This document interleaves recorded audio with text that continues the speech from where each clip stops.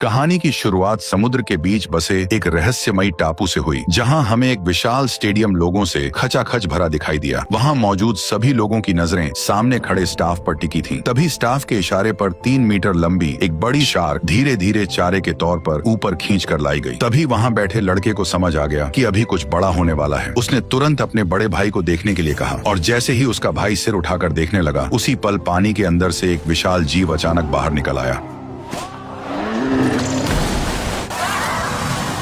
ठीक उसी पल देखने वाला प्लेटफॉर्म अचानक धीरे धीरे नीचे जमीन के अंदर उतरने लगा। दरअसल यहाँ एक और भी ज्यादा खतरनाक शो उनका इंतजार कर रहा था। जैसे ही प्लेटफॉर्म नीचे पहुंचा, तब वही विशाल जीव अब बिल्कुल सामने साफ दिखाई देने लगा, जिससे वहां मौजूद लोगों की एक्साइटमेंट और बढ़ गई। तभी जोरदार तालियों के बीच उस बड़े से जीव ने, जिसका नाम मोसासॉरस था, एक ही झटके में शार्क को पूरा निगल लिया। दरअसल भविष्य की दुनिया में एक टेक कंपनी ने जीन टेक्नोलॉजी की मदद से डायनासोरों को दोबारा जिंदा कर दिया था और पैसा कमाने के लिए उन्होंने पूरा एक आइलैंड खरीद लिया था। फिर सारे डायनासोर उसी आइलैंड पर रखे गए और उसी जगह को जुरासिक वर्ल्ड पार्क में बदल दिया गया। डायनासोरों की वजह से यह आइलैंड बहुत जल्दी दुनिया का सबसे बड़ा टूरिस्ट स्पॉट बन गया। हर साल यहाँ छुट्टियां मनाने आने वाले लोगों की संख्या करोड़ों में पहुंच गई। लेकिन 20 साल तक सब सुरक्षित चलने के बाद डायनासोर लोगों के लिए बिल्कुल चिड़ियाघर के हाथियों जैसे हो गए, जिससे अब लोगों को उनमें पहले जैसा इंटरेस्ट नहीं रहा। इसलिए गिरती कमाई और बढ़ते खर्च को रोकने के लिए डॉक्टर वू की टीम ने अलग अलग जानवरों के जीन मिलाकर एक नया मॉन्स्टर डायनासोर बनाया, जिसका बेहद सीधा और डरावना नाम इंडोमिनस रेक्स रखा गया, जिसे लोगों का इंटरेस्ट बढ़ाने के लिए तैयार किया गया था। लेकिन किसी को अंदाजा नहीं था कि यही डायनासोर पूरे पार्क के लिए सबसे बड़ी मुसीबत बनने वाला है। उसी समय पार्क का मालिक इंडोमिनस रेक्स को देखने पहुंचा। तब पता चला कि यह डायनासोर उम्मीद से ज्यादा बड़ा और बेहद चालाक है, जो कई बार कांच तोड़कर भागने की कोशिश कर चुका है। उसकी खतरनाक समझ देखकर मालिक घबरा गया और सिक्योरिटी चेक के लिए रिटायर हो चुके नेवी ट्रेनर ओवेन को बुलाया। दरअसल ओवेन पहले नेवी में काम कर चुका था और रिटायर होने के बाद उसे यहाँ डायनासोर को ट्रेन करने की जिम्मेदारी दी गई थी। इस समय वह रैप्टर एरिया में काम कर रहा था, जहाँ वो नेवी ट्रेनिंग में सीखे एक्सपीरियंस से रैप्टरों को कंट्रोल करने की कोशिश कर रहा था। और हैरानी की बात यह थी कि वो उन खतरनाक रैप्टरों को कंट्रोल कर पा रहा था। लेकिन तभी एक हादसा हो गया। जब नया फीडर एक छोटे सुअर को पकड़ने की कोशिश कर रहा था, उसी दौरान एक रैप्टर ने उसे झपटकर सीधे जू के अंदर खींच लिया और अगले ही पल वहाँ मौजूद सभी रैप्टरों का ध्यान उसी कर्मचारी पर टिक गया। और अब हालात ऐसे बन गए कि वह किसी भी पल रैप्टरों का शिकार बन सकता था। तभी खतरे की उस घड़ी में ओवेन ने तुरंत जू का गेट खोल दिया और तेजी से अंदर दौड़कर उस नए कर्मचारी के सामने खड़ा हो गया और रैप्टरों को पीछे हटने के लिए लगातार कमांड देने लगा।